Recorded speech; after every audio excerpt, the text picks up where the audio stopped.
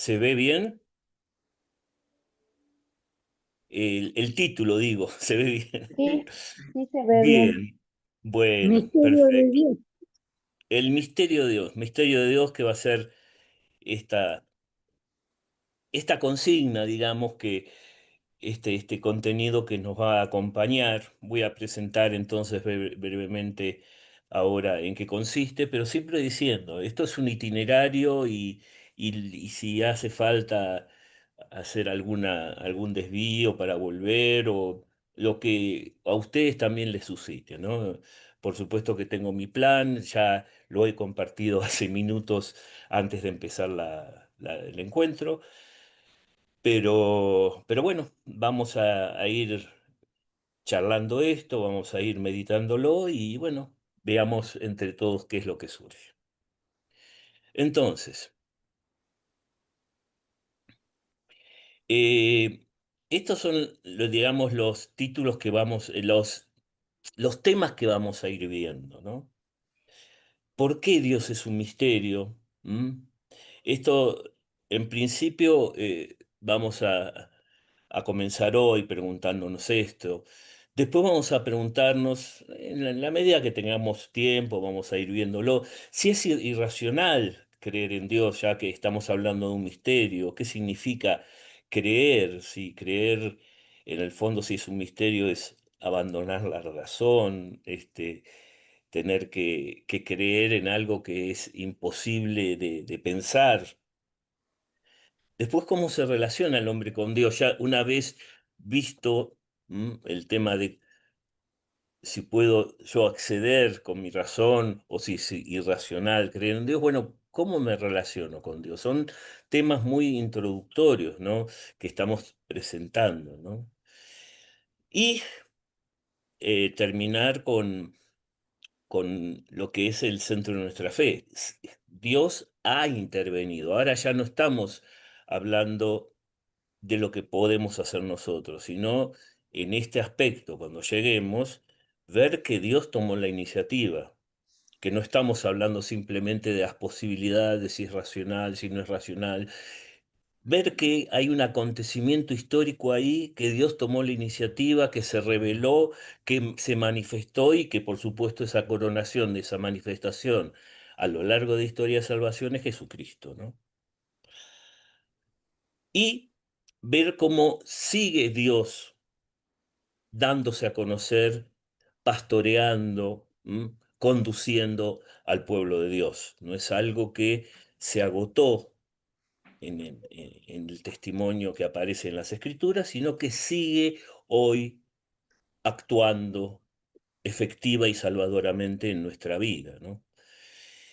Y terminar entonces con quién es el Dios, preguntándonos finalmente quién es ese Dios en quien creemos, qué es lo que nos dice la Iglesia respecto de ese Dios que se manifestó, que condujo a su pueblo, que inspiró a los profetas, que preparó ese camino que en la plenitud de los tiempos fue la encarnación del Hijo, que se manifestó en Jesucristo con esa clara presencia de las figuras del Padre y del Espíritu Santo. Bueno, ese Dios trino en el que creemos y qué es lo que la Iglesia, tratando de no entrar demasiado en dogma, porque después si no me retan a mí, me dicen que me pongo muy teólogo, tratar de ver pastoralmente incluso, tratar de ver qué es lo que nos enseña la Iglesia y cuáles son las consecuencias para nuestra existencia. Eso es muy importante. No es esto un juego matemático ni una fórmula para aprender, porque esto es lo que nos enseña la Iglesia. Tratar de ver que detrás de cada uno de estos artículos fundamentales de la fe hay algo decisivo para nuestra vida. Si esto no nos cambia la vida, es porque de alguna manera no lo entendimos. No lo entendimos y decir, o que yo no lo supe comunicar como es debido, o que no hubo una asimilación, pero esto nos tiene que transformar la vida de alguna manera. Tenemos que terminar este recorrido sobre el misterio de Dios con la vida transformada, no simplemente diciendo qué interesante o qué qué curioso esto que la iglesia nos comparte. Esto nos tiene que cambiar la vida y le tiene que cambiar la vida al prójimo. Si no, no sirvió ese recorrido. Si no, no estamos cumpliendo con lo que la iglesia quiere enseñarnos cuando, como depósito de la fe, nos propone esto para creer, ¿sí? Bueno, nada, terminar justamente con un llamado a que esto también implica una decisión para nosotros. Lo que hablábamos al principio cuando tratábamos el texto de la lectura de hoy, ¿no? Dios nos pide nuestra amistad a cada uno de nosotros. Termina en eso, ¿no? En ese Dios trino que nos pide concretamente nuestra respuesta de amistad. Pero bueno, esto es lo que vamos a ir transitando de a poco. En el programa lo tienen más desplegado, pero cualquier duda, cualquier comentario lo vamos compartiendo como ya he dicho, ¿sí? ¿Hasta aquí alguna pregunta, algún comentario?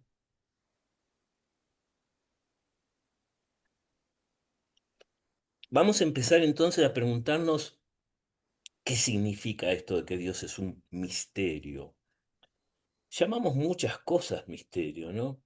Misterio a veces llamamos a cosas que no tenemos la menor idea de por qué pasan o que no tenemos la menor idea cómo funcionan. Esta máquina para mí es un misterio, no sé, no tengo la menor idea qué hay dentro de esa caja que funciona de esa manera. La computadora que estamos en este momento usando puede ser para nosotros un misterio porque no sabemos, ahí sí sabemos que hay chips, hay cosas, pero es un misterio por qué ahora estamos comunicados entre nosotros, por ejemplo, ¿no?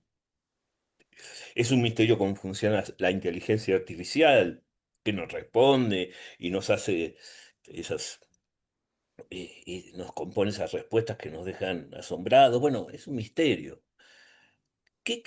Bueno, es un misterio incluso yendo más a lo humano, es un misterio lo que es la libertad, es un misterio lo que es el amor entre nosotros, es un misterio. Ya, como les digo, profundizando más en lo que es el misterio, ¿no? También eso es un misterio. Cómo y por qué nos enamoramos, cómo y por qué sentimos que hay opciones que podemos tomar y otras que no. La amistad, son misterios, porque nos acercamos a esta persona en un momento de nuestra vida, esos sucesos que van transcurriendo y que no sabemos muy bien por qué terminamos donde terminamos, las tramas son misterios también, ¿no? En el sentido mucho más profundo. Ahora, ¿por qué decimos que Dios es un misterio, no? Y muy brevemente, porque esto se puede abordar de muchas maneras y profundizar y no es el tema, ¿no? Pero cómo de alguna manera estamos acostumbrados, a veces, a menospreciar lo que significa el término misterio.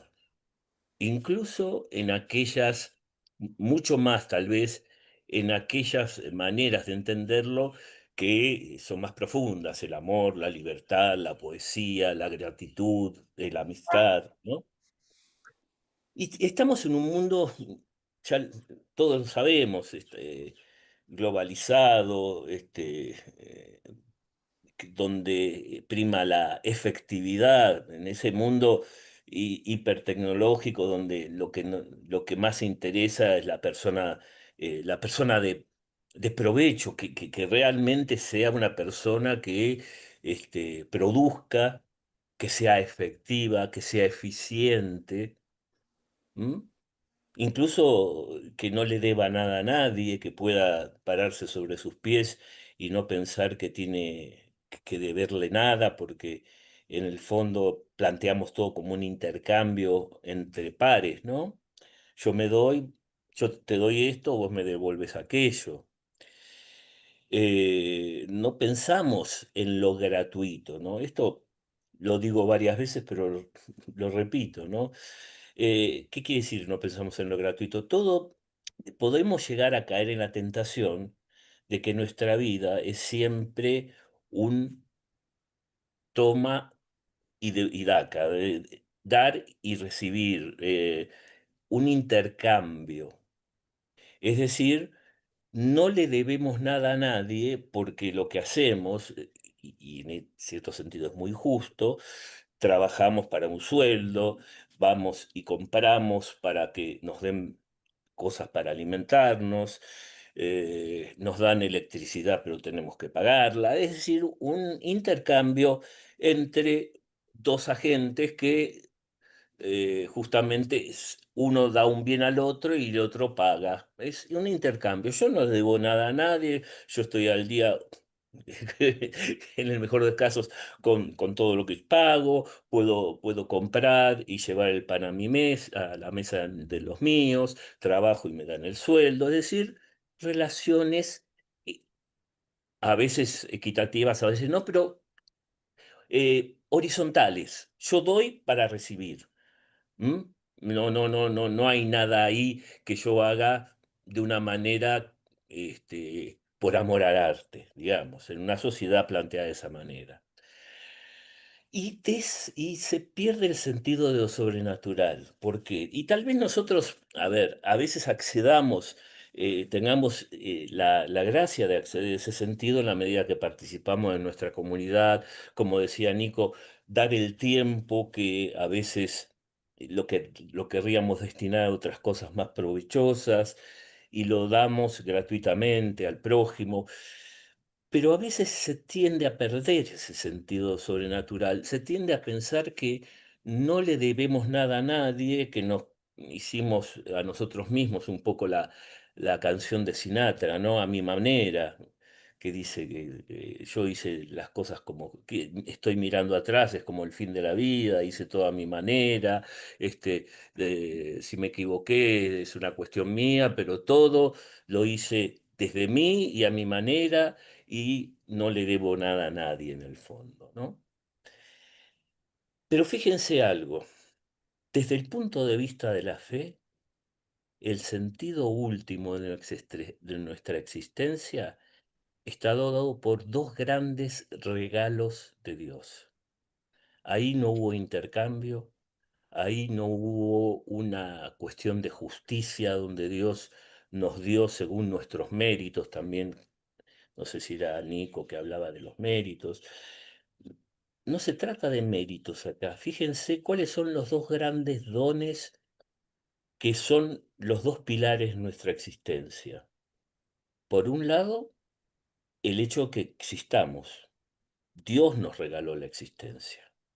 Más allá de todos los mecanismos científicos que son muy válidos y hay que saberlos, a través de los cuales con la unión de nuestros padres llegamos a la existencia, pero en el fondo está ahí Dios detrás permitiendo ese mecanismo maravilloso.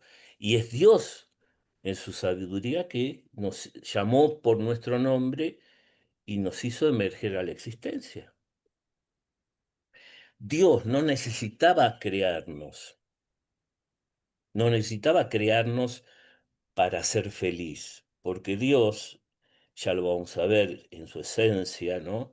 Tres personas en una naturaleza, es plenamente feliz porque Padre, Hijo y Espíritu se aman perfectamente, no necesitan a otro para amar. Ellos se aman perfectamente, no necesitaban al ser humano para aumentar su felicidad. Por eso, el que nos haya creado es absolutamente un regalo que no tiene ninguna comparación. No teníamos ningunos papeles, ninguna derecho. ¿Qué derecho puede tener aquello que no existe? Es decir, fue un regalo que solo podemos vislumbrar pensando en el amor de Dios que ahí donde no hay nada quiere que aparezca una criatura que comparta su amor. Si lo pensamos y no lo entendemos, lo estamos entendiendo. A ver si se entiende lo que quiero decir. No hay ningún parangón en el ámbito humano con ese regalo que nos dio Dios. No hay parangón alguno. Porque Dios no, nosotros cuando amamos, crecemos. Nosotros cuando amamos nos hacemos mejores personas, nos humanizamos. Dios, al crearnos, no cambió en nada su esencia, nada. y sin embargo nos regaló la existencia sin ningún rédito que le significara algo para él. Entonces, la primera columna de eso que nos hace eh, estar y tener un sentido de la vida cuando lo encontramos es la existencia. ¿Hasta acá estamos? ¿Alguien quiere comentar algo sobre esta primera columna? Y si quieren, mientras que no vea manos levantados, seguimos. La segunda gran columna es la redención. Cristo nos redimió no porque nosotros lo mereciéramos, no porque hicimos mérito a lo largo de la historia de salvación, todo lo contrario. El pueblo de Israel una y otra vez cae en la infidelidad, cae en dar la espalda a Dios, cae en ir detrás de otros dioses, pero los profetas una y otra vez purifican el corazón del pueblo. Es decir, mérito no tenemos ninguno, y si vemos en la encarnación, a partir de la encarnación, fueron seres humanos como nosotros que lo crucificaron, que rechazaron su amor. Los discípulos, los que estaban más cerca, huyeron, lo dejaron solo. Mérito no tenemos ninguno. Y sin embargo, a pesar de eso, por amor sobreabundante, como dice Juan, nos amó hasta el fin y nos dio aquello que no podríamos habernos dado a nosotros mismos. Estando encerrados en nosotros mismos por el pecado, o sea, haberle dado la espalda a Dios, nos permitió la posibilidad de acceder a Él a través de la Pascua, ¿no? Es decir, ¿cuáles son las dos grandes columnas? Existir y estar llamados a la vida eterna. ¿Qué mayores regalos podemos pensar para nuestra vida? Bueno, esas dos grandes columnas son absolutamente un regalo. Y son absolutamente un regalo que tenemos que asimilar en un mundo donde nos enseñan que todo es intercambio y que todo es un equilibrio entre el debe y el haber. Por eso, cuando se pierde el sentido de lo sobrenatural, también se pierde el sentido de que detrás, en la raíz de nuestra existencia, hay dos regalos infinitos de Dios. Entonces podemos terminar aniquilando esa convicción de que nuestra vida y nuestra salvación nos fue regalada por Dios. Hasta acá se entiende, se comparte.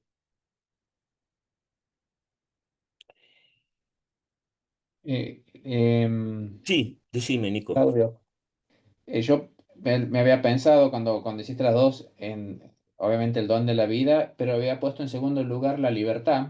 Si bien la libertad podría ser del amor de Dios, pues no puedes amar si no tenés libertad. Es como la redención la tengo más abstracta, digamos, ¿no? Es como que darse cuenta de que la redención es ese regalo, digamos, me queda mucho más abstracto. La libertad es mucho más tangible, digamos, ¿no? Poder a pesar de haber sido creados y de existir, tenemos la libertad de tomar un montón de decisiones mientras no me encadenen, ¿no? Tenemos muchísimas libertades, ¿no? Hasta de elegirlo o no elegirlo a Dios. Eh, pero, pero bueno, Pero no lo había tomar pensado mucho en tiempo. ese no, es que toma ese don de la libertad que nos fue dado junto con el don de la existencia. Es decir, a todos, cuando Dios nos creó, nos dio junto con la existencia el hecho de poder existir con un alma espiritual.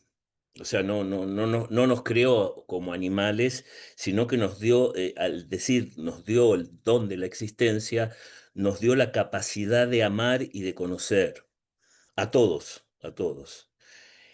Y la redención, si bien la ofrece a todos, está en nosotros, con nuestra libertad, poder aceptarla. La libertad ya nos viene dada por el regalo de la existencia. La redención tenemos que aceptarla. Ahí está la gran diferencia. Y podemos no aceptarla. Podemos decir que no la queremos, ¿no? Y ahí está el gran drama, ¿no? Entonces, tal vez en ese sentido hablamos de dos columnas. La primera columna es existir. Existir como seres humanos con un alma espiritual que está llamada a amar al prójimo, conocer al prójimo, amar a Dios y conocer a Dios, básicamente, y que tenemos una vocación que desarrollar. Todo eso nos viene dado por la existencia y nos viene dado seamos creyentes o no. Nos viene dado hayamos, dure lo que dure nuestra vida, sea que se trunque en el vientre materno por el pecado humano o que vivamos hasta la vejez. A todos nos viene dado esa capacidad espiritual, ese llamado a la santidad y a desarrollarnos sobrenaturalmente y humanamente, pero la redención tenemos que aceptarla. Y ese segundo regalo es un regalo que no se impone. Dios, decía San Agustín, que te creó sin ti, no te salvará sin ti. Ahí están las dos columnas, ¿no? Y la diferencia entre las dos columnas. No sé si... Sí, gracias, gracias. Entonces, bueno, ¿por qué hablamos entonces de misterio en este caso? Porque el ser humano, ¿m?, está acostumbrado a no hablar de misterios. Es decir, imagínense, no sé, un ejecutivo de una empresa en una conferencia no puede decir esto sucedió, es un misterio, no puede decir eso, lo echan. Es decir, el misterio en el fondo, y no quiero exagerar, nosotros en nuestra vida cotidiana sabemos lo que es un misterio, pero para el hombre, el ideal de hombre que propone la sociedad, el misterio es un tema tabú. Tenemos que hablar de problema, no de misterio, porque el problema es algo que lo veo y tengo que resolverlo. Para el hombre que nos quieren hacer creer que somos, no hay misterios, solo hay problemas para resolver y que tarde o temprano vamos a poder resolver. Porque si no, dejamos de tener esa autonomía, nos deshumanizamos según esta misión, y es el hombre que tiene que avanzar, conquistar, que tiene que seguir moviendo su frontera. Y cuando decimos que Dios es un misterio o que el amor es un misterio, no se acepta. ¿Cuántas veces se quiere decir, no, el amor en el fondo es una especie de, viene de las hormonas, la adrenalina, el electroencefalograma que muestra tal y tal cosa, esto es lo que se dispara acá. O sea, se trata de reducir a un proceso material y se le quita la dimensión espiritual. ¿Por qué? Porque es un problema científico que hay que resolver, porque no puede haber algo que escape al ser humano, porque entonces hay algo que no podemos dominar y nos vuelve locos. No podemos aceptar que hay algo que es más grande que nosotros. No podemos aceptar algo que no podemos llegar a dominar, porque entonces no somos superhombres como queremos ser. Y cuando hablamos de Dios, es eso. Es alguien que nos excede, alguien que no es un problema, sino un misterio que por ser infinito y nosotros seres finitos, nos excede por los cuatro costados. ¿M? Que es un poco lo que estoy preguntando, ¿no? Antes de hablar a Dios, de Dios, ¿dónde estamos situados? ¿M? ¿Cuáles son nuestras preguntas y nuestras angustias? Es eso. En el fondo, no queremos no nos gusta ser limitados, no nos gusta ser finitos, no nos gusta tener esos límites, no los aceptamos, queremos ser omnipotentes, ¿no? Y eso es digamos, lo que condiciona nuestra visión del mundo. Yo quisiera en esto compartir, a ver si les parece que esto es así. Es decir, no digo que cada uno de nosotros haya comprado este buzón. Lo que estoy diciendo que hay una tendencia en general de menospreciar esto del misterio, pensar que todo es un problema, pensar, problema para resolver, digo, ¿no? Pensar que en el fondo lo mejor es no deberle nada a nadie. ¿M? Yo no le debo nada a nadie, mejor así, yo me arreglo solo, yo no necesito de nadie, yo las cosas, no hay cosas que me puedan exceder. El admitir que hay realidades que me exceden, para muchos es insoportable de admitir. Por no hablar del tema de Dios. Que haya alguien que sea infinitamente más grande que yo y que yo no lo pueda manipular y que yo no pueda decidir cómo quiero que sea esa imagen. No lo puedo aceptar. No digo que nosotros lo, pero está instalada la idea de que el hombre es el señor del mundo. Y él es el que decide cuál es la escala, cuál es, digamos, los parámetros y los instrumentos que necesita para dominar al mundo, para extenderlo. ¿Se entiende lo que quiero decir? A ver, vamos a ver, voy a ceder un poco la palabra para no hablar tanto. ¿Qué opinan ustedes? ¿O estoy exagerando?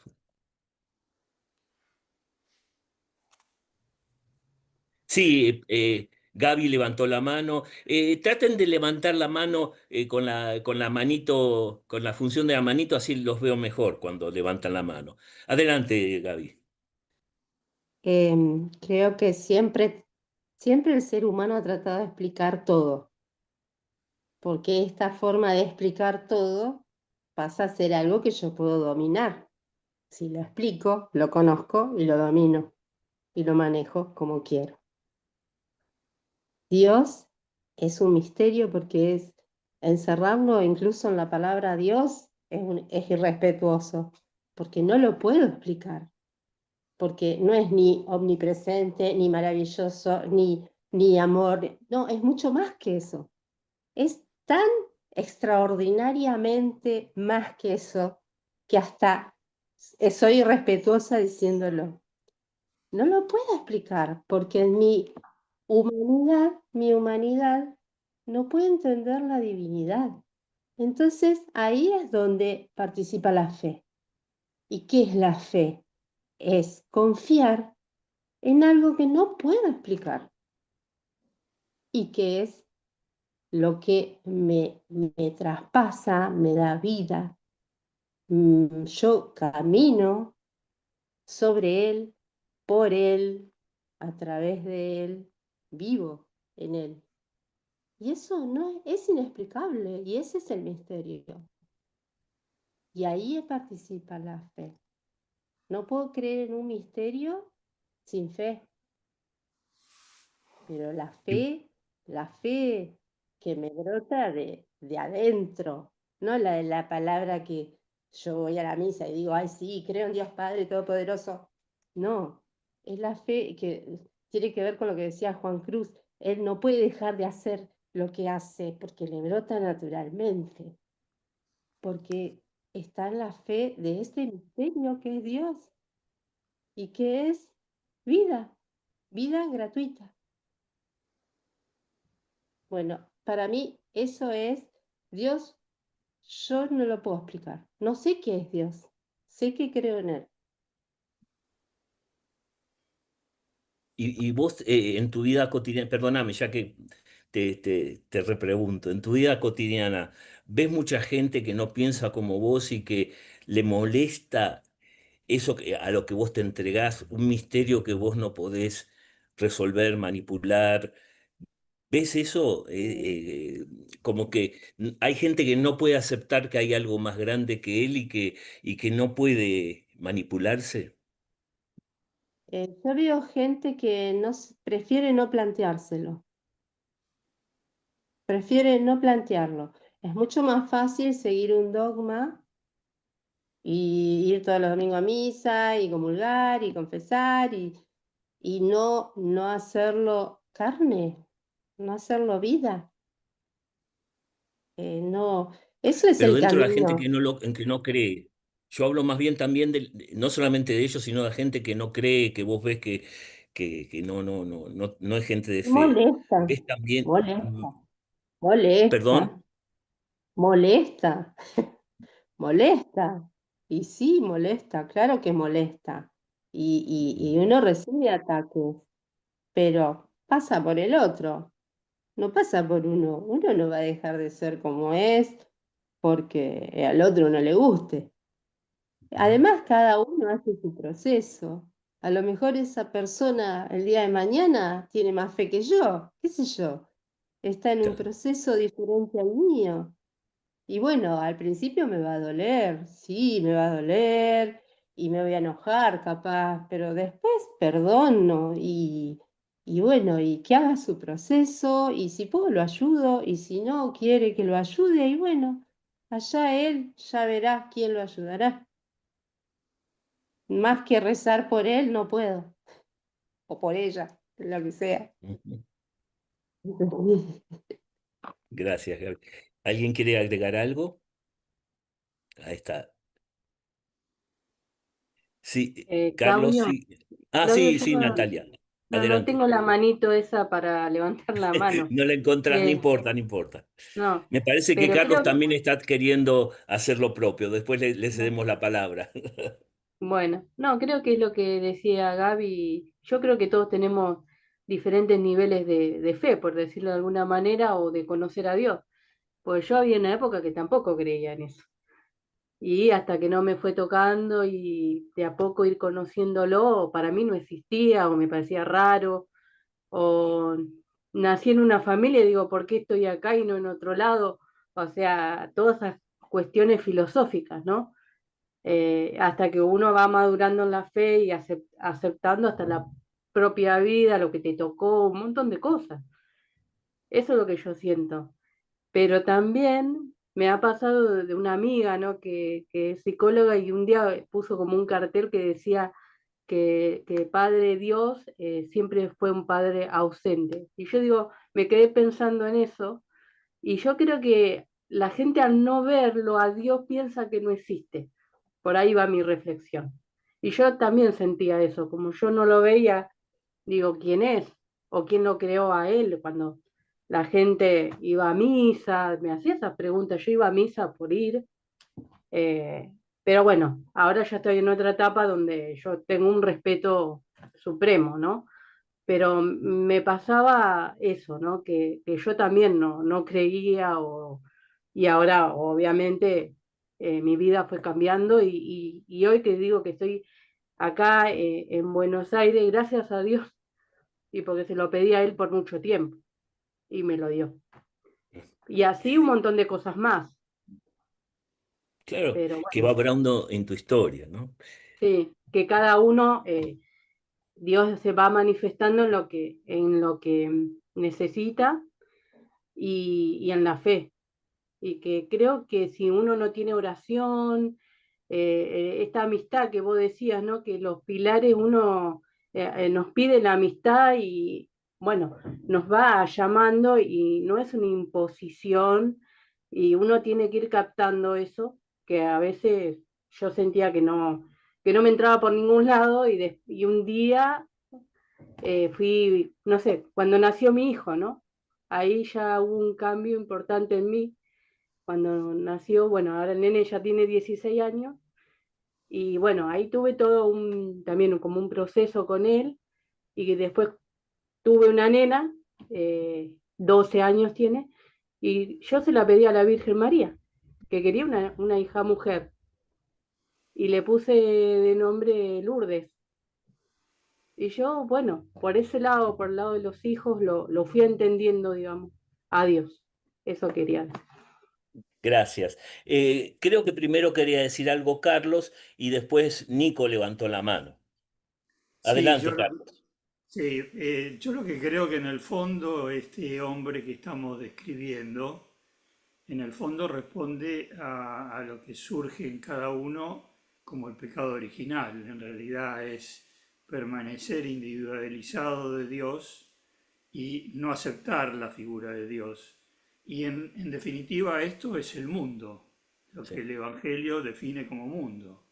Entonces en realidad lo que hacías mención hace un rato básicamente el primer regalo es reconocerlo a Dios como Padre, como Creador, pero de alguna manera el segundo regalo de la segunda columna depende de nuestra aceptación y de querer vivir, en definitiva, en Cristo a través del Espíritu. Claro, claro. Sin duda, tenés razón, el pecado original es ponerse a uno mismo como centro de existencia y a partir de eso querer manipular todo mi realidad. El pecado original es en el fondo querer declararse huérfanos y no reconocer a un Dios que es misterio y que me excede por los cuatro costados. Sin duda es esa la esencia del pecado original, el orgullo, ¿no? El orgullo, sin ningún lugar a duda, Carlos, sí, sí, totalmente. Bueno, primero quería, no sé si, pero Nico quería decir y después estaba Ariel que también quería participar. Adelante, Nico. No, tenés que desmutear, no, desmuteate.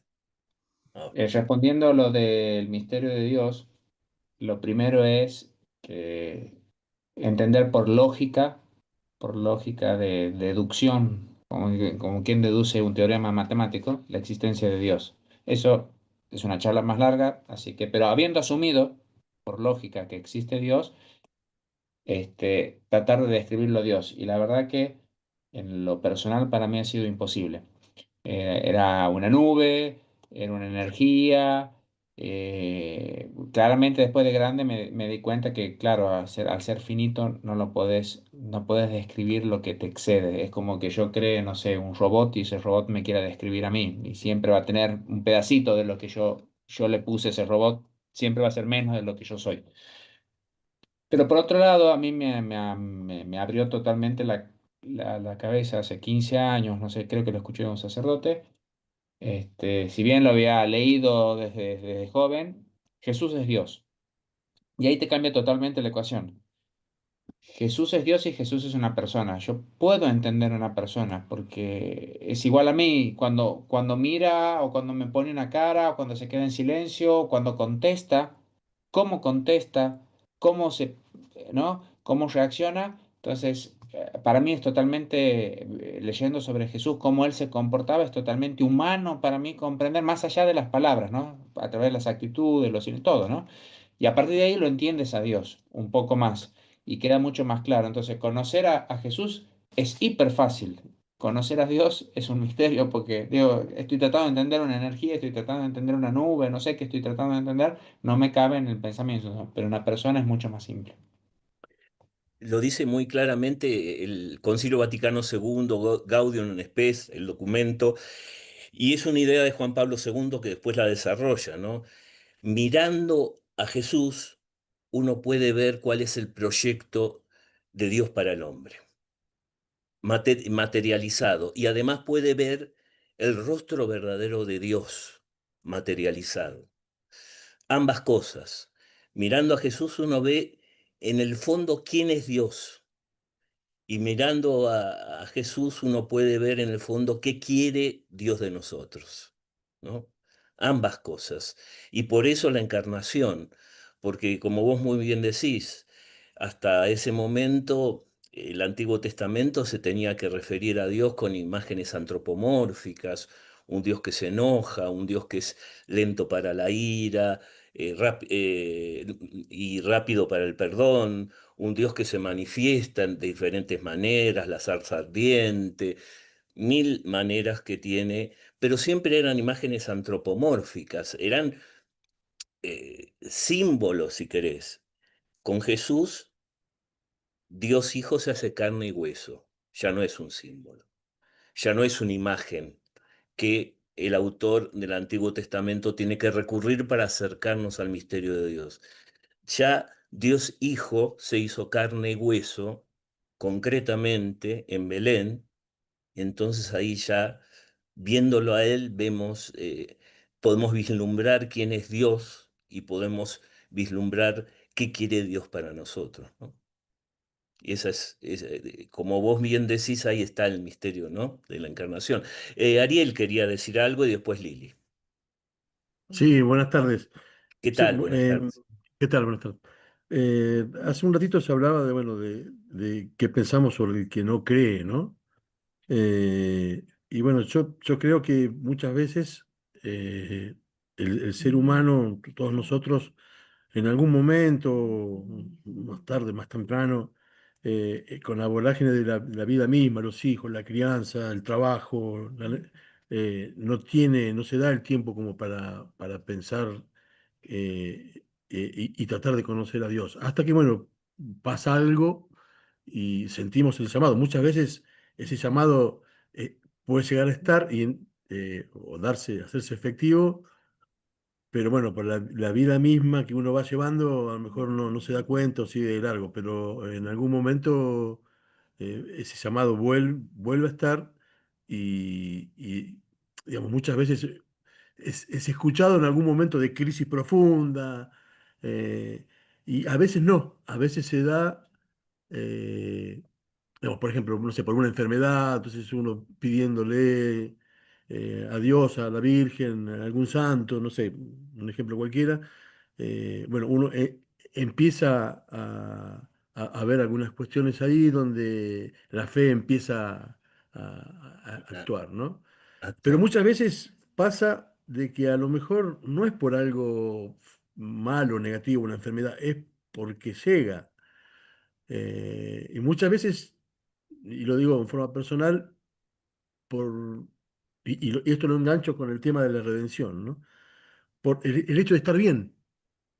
O sea, no es solamente llegar a, digamos, a estar o buscar un camino, el camino a Dios por algo negativo, sino que también por algo positivo, ¿no? Por lo que uno y su familia está bien. Y entonces, bueno, por ahí también uno llega a la fe. Me pasó a mí y ahí es donde engancho con el tema de la redención. Dios te da esos regalos que vos comentabas, que bueno, como los pilares que es la existencia y después la vida eterna. Eh, pero, digamos, y que no hace falta, digamos, no hace falta devolver eso porque es justamente una redención.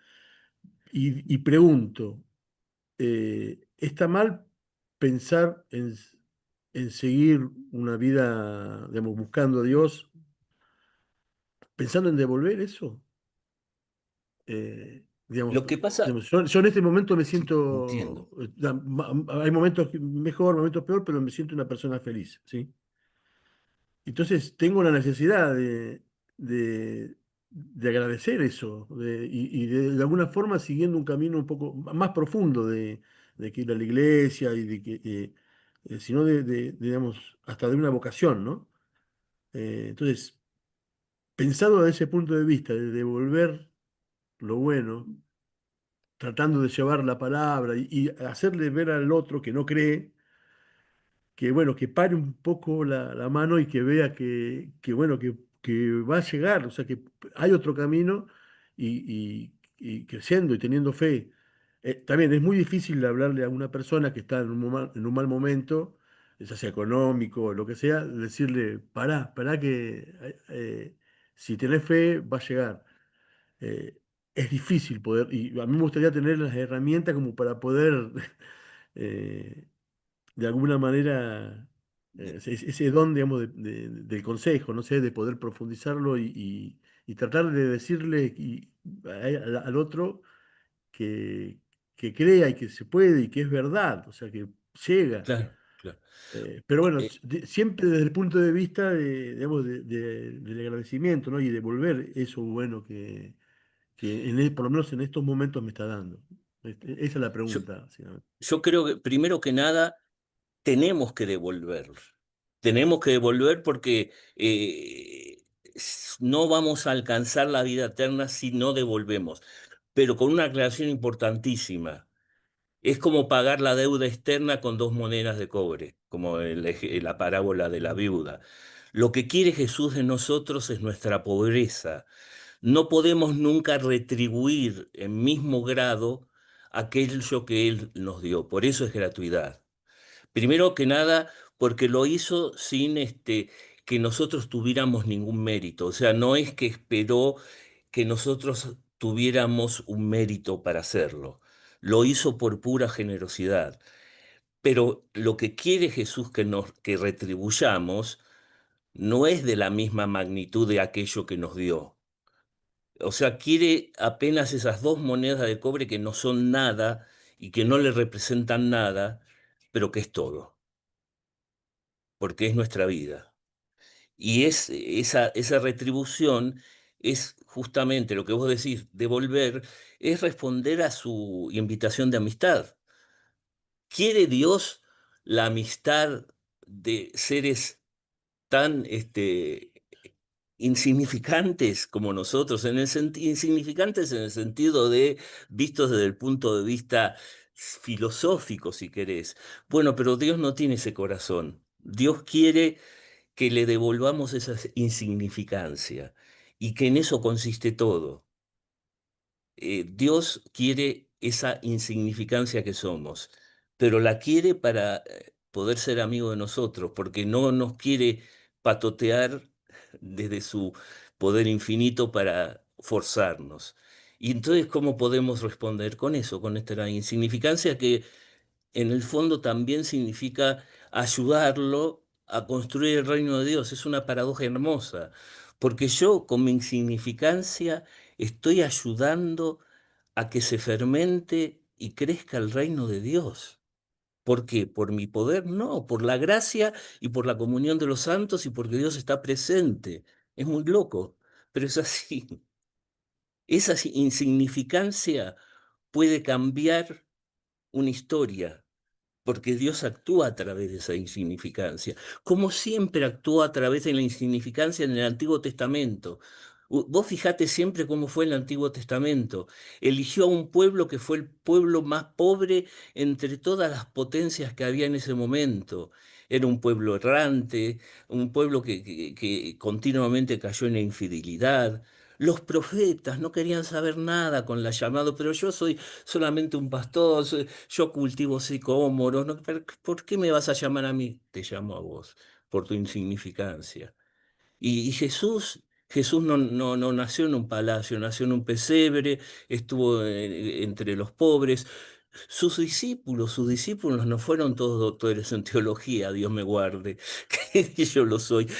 Fue Fueron gente sencilla que no lo entendió, guardó sus palabras, no lo entendió, les dijo una y otra vez que iba a resucitar y no les cayó la ficha. Recién cuando se apareció a los discípulos que estaban encerrados con miedo, ahí cambió todo, ahí cambió todo. Entonces, Dios actúa a través de la insignificancia. ¿Por qué?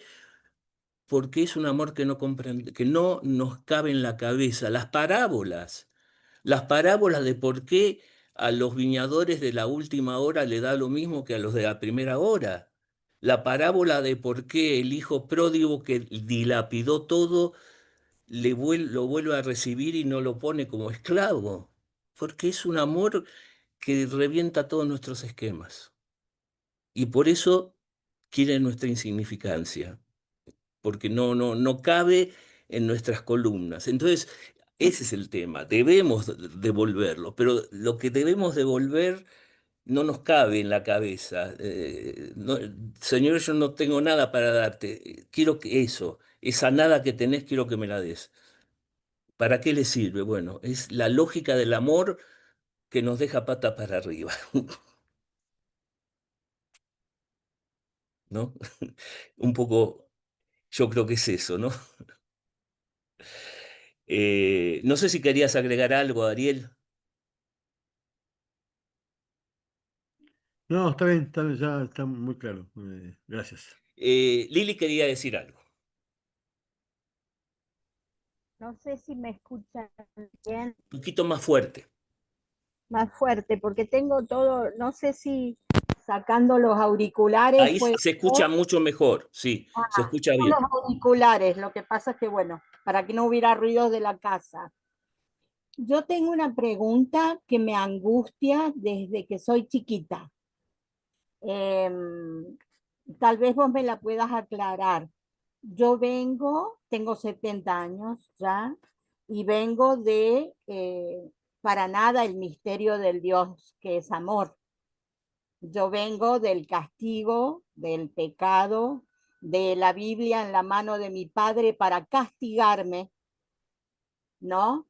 Para decirme que porque me había portado mal con mamá, qué sé yo, era una tumba blanqueada igual que los Que los fariseos. Hasta, fariseos. hasta eso llegó mi papá a decirme que era yo, ¿no? Así que imagínate años y años. Por otro lado, la búsqueda, iba a misa y todo, cantaba en el coro, siempre buscando, en el fondo creo que buscaba otro Dios, porque nunca me gustó ese.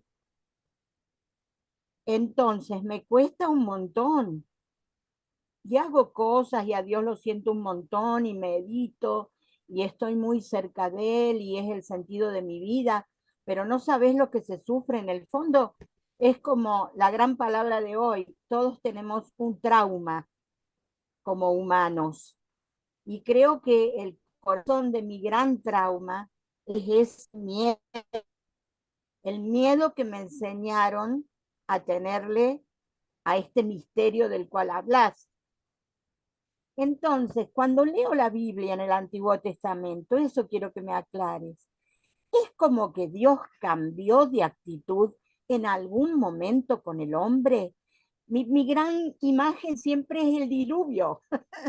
O sea, basta, me tienen podrido, no entienden nada, viven haciendo mal, me cansé. Esto de que es lento para el enojo, se cansó y terminó con todo y quedaron unos poquitos y empezó todo de nuevo. Entonces, cuando eso ocurrió, no me digan que no se enojó. De alguna forma, mi pobre parte humana siente que fue un gran castigo para la humanidad. No se mantuvo en el amor y misericordioso con la humanidad en ese momento. Por eso mi pregunta ¿es recién en Jesucristo como si Dios hubiera dicho, bueno, le voy a dar al hombre una oportunidad? Como soy amor, ¿no? Voy a darles otra oportunidad.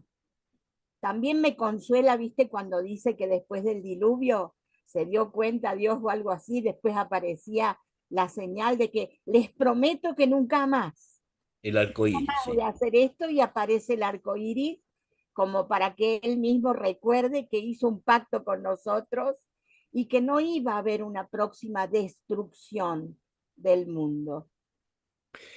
Todo eso me Gracias. gusta mucho, ¿viste? Y se me mezcla, pero yo quiero el amor. A mí me encanta Jesús porque es pura misericordia y nada que ver con el diluvio.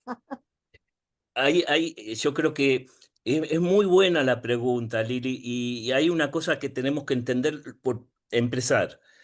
No tenemos otro modo de referirnos a Dios sino a través del lenguaje humano. Y el lenguaje humano usamos nuestras realidades, el enojo, la ira, el perdón, el pecado, son términos sacados de nuestra vida cotidiana y más en una vida que fue la vida del pueblo de Israel, que fue una vida continuamente en combate con potencias extranjeras. Es decir, usaban el lenguaje cotidiano en una vida que, bueno, hasta el día de hoy se prolonga con Israel, que siempre está en pie de guerra con los que los rodean, ¿no? Hay toda una historia ahí donde desde el principio se usó ese lenguaje. Ahora bien, teniendo en cuenta que es un lenguaje humano que se aplica a Dios, es decir, un lenguaje antropomórfico, y no podemos hablar de un Dios que se enoja en el sentido más especulativo. Hay místicos que hablaban que hay un primer momento donde uno usa un lenguaje de Dios porque no apenas a tientas puede hablar. Pero hay otro momento donde uno tiene que purificar todo ese lenguaje para tratar de entender mejor quién es Dios. Un momento de afirmación donde uno lee todo eso y después tenemos que purificar porque Dios es mucho más que todo eso. Ahora bien, no es que Dios da una segunda oportunidad en Cristo. los cristianos nos desechamos el Antiguo Testamento. Vemos el Antiguo Testamento como un hermoso camino de didáctica de Dios hacia la plenitud de Cristo. Y fíjate la imagen que incluso aparece en las advocaciones de la Virgen, ¿no? De esa Virgen pisando la serpiente, la Inmaculada y todas otras advocaciones, está mostrando que ya desde el primer momento, cuando el hombre peca, ya Dios, ya antes de pecar, ya lo está perdonando. Le está diciendo a la estirpe de la mujer que va a pisar, que mientras la serpiente acecha el talón de la mujer va a terminar pisando, es decir, está haciendo una profecía, lo que llama el protoevangelio en Génesis 3, de que va a haber finalmente una victoria de la estirpe humana sobre el mal. Uno lo ve en esa clave y se da cuenta que Dios vive perdonando al ser humano y no es que primero se arrepiente, pues la historia del pueblo de Israel es una historia de infidelidades permanente. Y la historia desde Adán y Eva, la historia de Caín, la historia de Noé, son historias de gente pecador. La historia de Moisés y cómo se le revela al pueblo una y otra vez después de que Dios lo salvó de Egipto. La historia de los reyes. David y Salomón tienen sus grandes pecados. David era un desastre. Y sí, y Salomón también. Y tienen o sea, y los profetas, que son los encargados de señalar esto, no querían saber nada en señalarlo. O sea, Dios permanentemente toma la debilidad del pueblo y actúa a través de eso. O sea, ese gran diluvio es un signo. O sea, en el Antiguo Testamento no son filósofos, no dicen esto es a causa de una enfermedad que me manda Dios o esto es porque yo me porté mal. No son filósofos, ven las cosas que le pasan y ven la mano de Dios. Nosotros después especulativamente decimos, pero esto lo manda Dios o en el fondo es algo mío. Esas preguntas no se hacían en el Antiguo Testamento. Esas preguntas después nos las hacemos nosotros porque queremos profundizar la fe, pero era ajeno totalmente al mundo del Antiguo Testamento, si era Dios, si era eso no le importa. Lo que le importa al hombre, al israelita, es que su historia está en manos de Dios. Y que esa historia que está en manos de Dios es una historia de perdón, es una historia de volver a empezar una y otra vez. Recuerden ese hermoso pasaje del libro de Oseas, donde dice que Dios va a llevar al pueblo al desierto y les va a hablar en su corazón. Osea 2. ¿Y qué pasa? Fíjense que está relatando un poco toda la historia del pueblo de Israel. Dice lo siguiente, en la medida que encuentren el camino cerrado con espinos, no les va a quedar otra que volver a él. Eso es una descripción de la historia del pueblo de Israel. En la medida que es infiel a la alianza, le vienen las derrotas, las calamidades. No se plantea si es Dios o si es la historia misma lo que plantea. Lo que se da cuenta es que Dios en su didáctica usa esa historia para hablar en el corazón, corazón del hombre. Y no es un Dios castigador, es un Dios que esa historia terrible del pueblo de Israel en continua combate con los pueblos de vecinos, lo emplea didácticamente para ir preparándolo, para ir, como dice el profeta Jeremías y el profeta Ezequiel, cambiarle el corazón de piedra por un corazón de carne, escribir la ley dentro de su corazón para que finalmente cuando venga el Mesías por lo menos haya un resto fiel que lo siga. Y lo siguió a los ponchazos, porque fue un resto fiel, porque fueron los discípulos, y les cayó la ficha después, pero aún así actúa a través de la debilidad. O sea, uno lo que ve no es un Dios malo en el Antiguo Testamento. Hubo una de las primeras herejías, fue eso. Había un pensador, Marción, del siglo II, que decía, no, bueno, el Dios del Antiguo Testamento es un Dios malo, ahora viene el Dios bueno con Jesucristo. La Iglesia lo consideró un hereje, lo apartó, porque se dio cuenta que esa historia del Antiguo Testamento está en conexión con el Nuevo Testamento. No podemos entender a Jesús sin el Antiguo Testamento. Y Jesús continuamente habla de la ley, continuamente habla de los profetas. Lo que pasa que Él es la consumación y la elevación de todo eso que apenas se esbozaba en el Antiguo Testamento. Pero nosotros seguimos leyendo el Antiguo Testamento y meditando sobre el Antiguo Testamento, porque vemos esa didáctica de Dios. El Antiguo Testamento se empezó, más o menos las primeras tradiciones vienen del siglo XIII antes de Cristo, más o menos. Y todo eso se fue plasmando como una historia donde Dios una y otra vez habla al corazón del pueblo y usa esa historia para que el pueblo abra su corazón y que escuche a los profetas y que prepare su, su persona para convertirse y aceptar al Mesías que va a venir y que O finalmente sea, es el... Dios desde el principio ha sido pura misericordia, Sí, desde antes pero inclusive de que el hombre peque y que lo desilusione de alguna forma. el Pero él pecado tiene sus siempre consecuencias, quiso. eso está clarísimo en el Antiguo Testamento, como está clarísimo con Jesús. Jesús también es muy duro. Está clarísimo que no es un Dios buenazo en el sentido que perdona todo. O sea, se necesita una conversión y se necesita una experiencia de desierto que el pecado trae. Ojo. Pero esa experiencia del desierto que el pecado trae es una oportunidad para renovar el corazón. No es un castigo que viene por afuera del pecado. Es una experiencia de que el hombre, de espaldas a Dios, sufre. Entonces no es un castigo porque infligió tal o cual ley. Eso lo ven muy bien los profetas. Es la consecuencia de dar la espalda a Dios, el castigo. Eso en el pecado original se ve perfecto.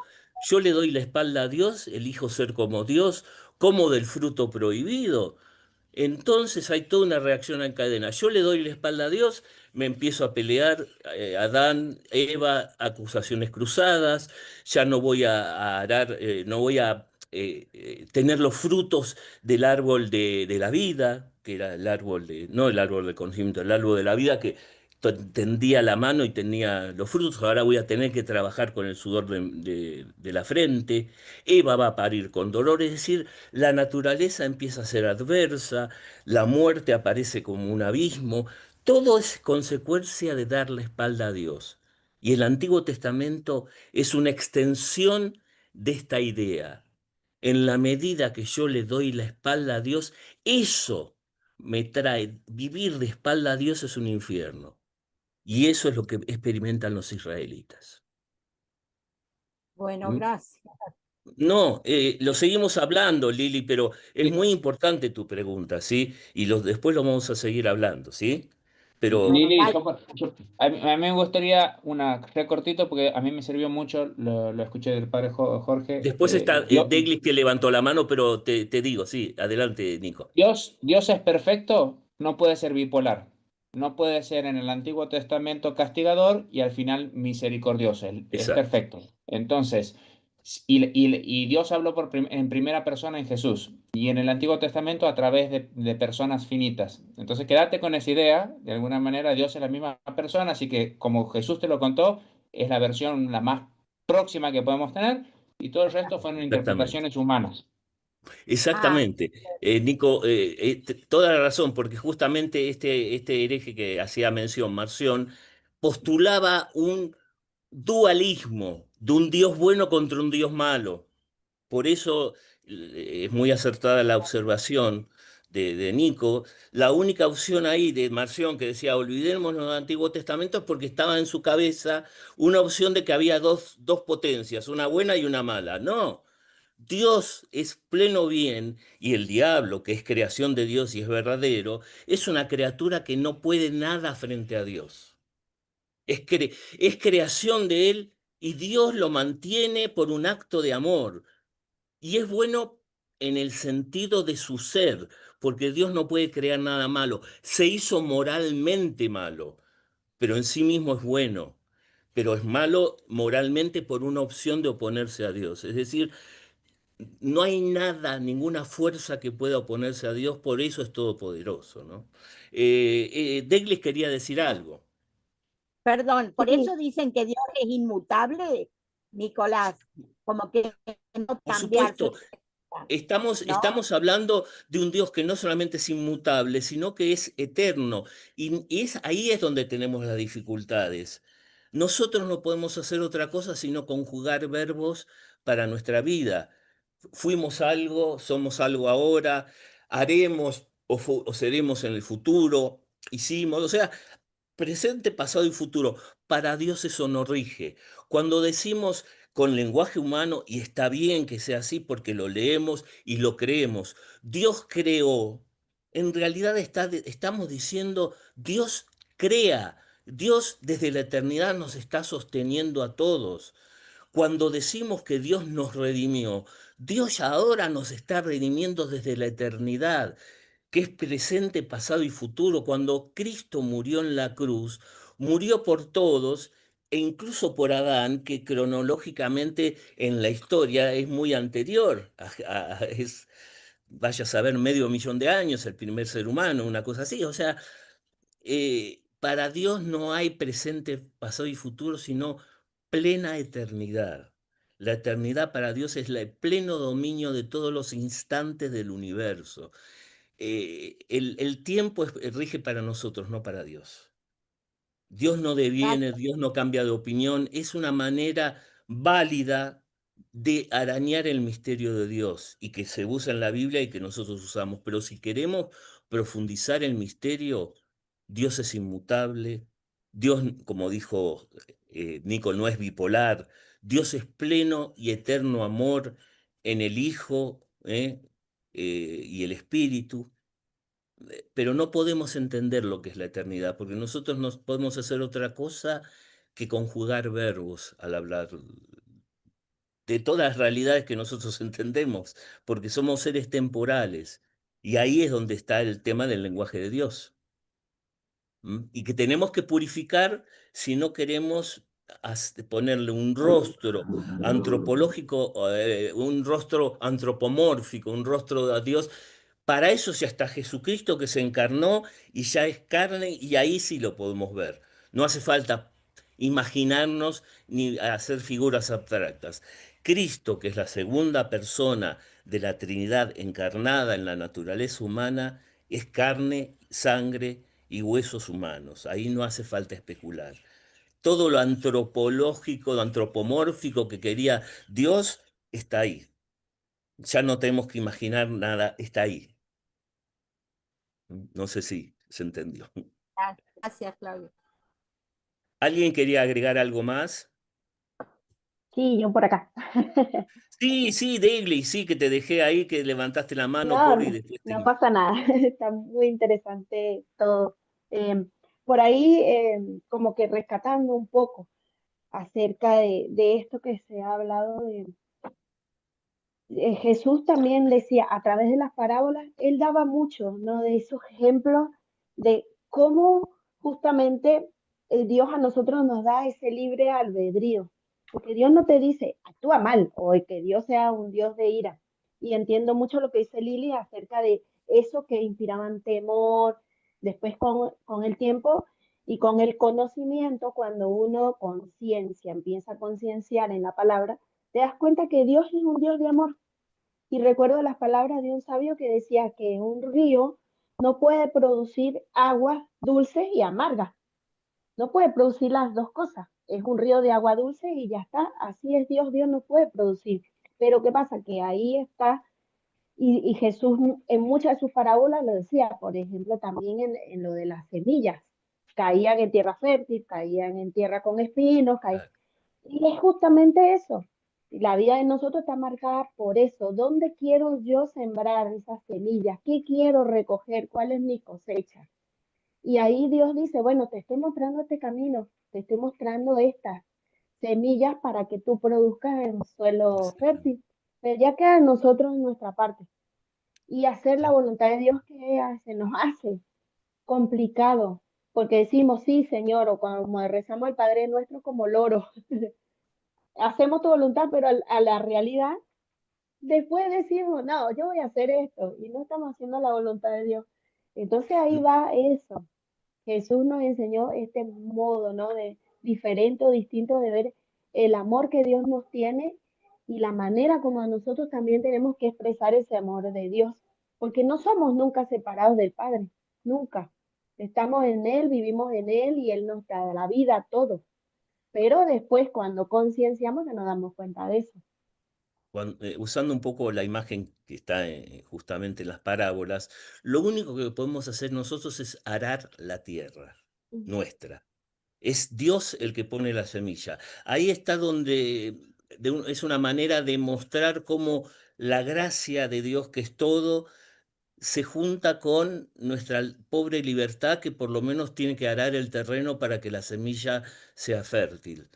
Es Si así, quieren, esa es nuestra nada, porque sin la semilla no somos nada, pero Dios quiere que aremos el terreno. es No así. quiere Y a veces también, sí, trasplantar la planta directamente.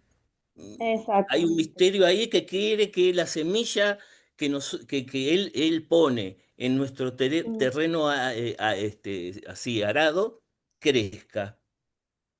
Ese es es el así, es encuentro así. de un Dios que nos respeta tanto, que quiere nuestra libertad para ser amigos. Esa es la lógica de la amistad. Si yo no respondo a una persona abriéndome y aceptando la libertad, la amistad, no, eso no es la lógica de amistad. Puede ser muy bueno, pero es un tirano bueno que me obliga a hacer cosas. Pero Dios no quiere eso. Nos quiere mucho más que eso. Quiere que respondamos de nosotros. Y por eso corremos y corre el riesgo del rechazo, ¿no? Y eso es lo hermoso, digamos.